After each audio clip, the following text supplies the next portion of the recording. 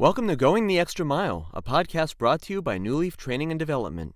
Each edition is sure to lift your spirit and encourage you in today's working world. Enjoy. Built to last. I've been quite nostalgic of late. I was clicking through the property details of what was the first and only home of my paternal grandparents. The house that became their home was built in 1931, and they moved in as a young married couple just before the world went to war for the second time. Their home was sold to another family when my grandmother passed away about 20 years ago. Sadly, my grandfather left this mortal coil just a few years before that. Even though my grandparents lived in that home for just over 60 years, the house, remarkably, has actually changed hands 11 times in the last 20. This walk up memory lane to what was their front door led me back into a haven of boyhood wonders for me. The large garden that my older brother and I could exhaust ourselves within, while the grown-ups talked about matters that we neither understood nor cared about during our age of innocence. It dawned on me that as I closed down the web page, that just as a house changes hands, so does a business. Just as the owners of a home contribute to the rise or fall in the value of a building, so do the owners or managers of a business. I Googled, what is the average lifespan of a publicly traded business?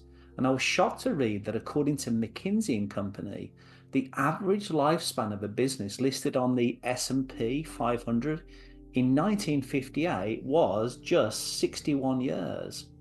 They further predict that only 25% of the companies listed on today's exchange will still exist by 2027.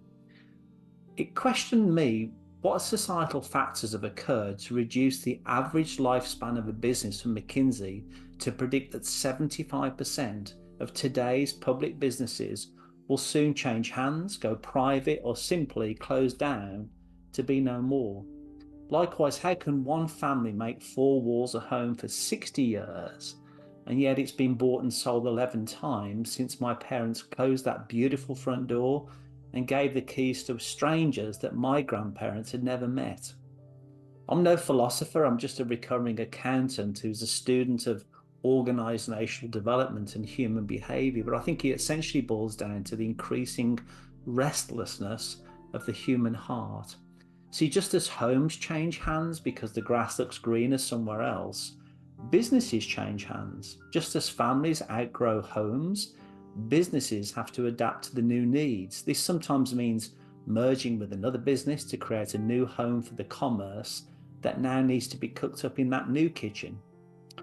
The home may become too big when the children grow and go, and so it's best to sell. Likewise, when a business loses the talent it thought it would use for the next generation of leaders, it's often sold because the energy is no longer there to keep the forward momentum.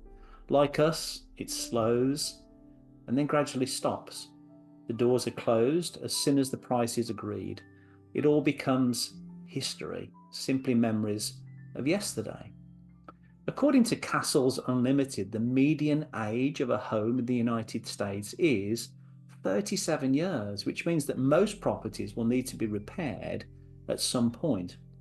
Staying on our parallel path, according to the Small Business Administration, only about 1/2 of small businesses launched today will survive at least 5 years, with the average lifespan being just over 8 years. Houses that last more than the average 37 years do so because they're well managed and maintained. Likewise, small businesses that survive more than 8 years are well managed and maintained. There seems to be an interesting corollary to me between those who live in one home for many decades and those who work in or run businesses for countless sunrises and sunsets. I think the answer rests within the concepts of contentedness and contribution. See, just as my grandparents made a home from a house which continues to increase in value, great owners, leaders, and employees create organizations built to last. I hope you found that short story useful, and if you did, feel free to rate, review, and share this podcast. We'll be back next week with another episode, and we also invite you to check out our other weekly podcast, Take 5, an inspiring interview with a leader worth listening to. Bye for now.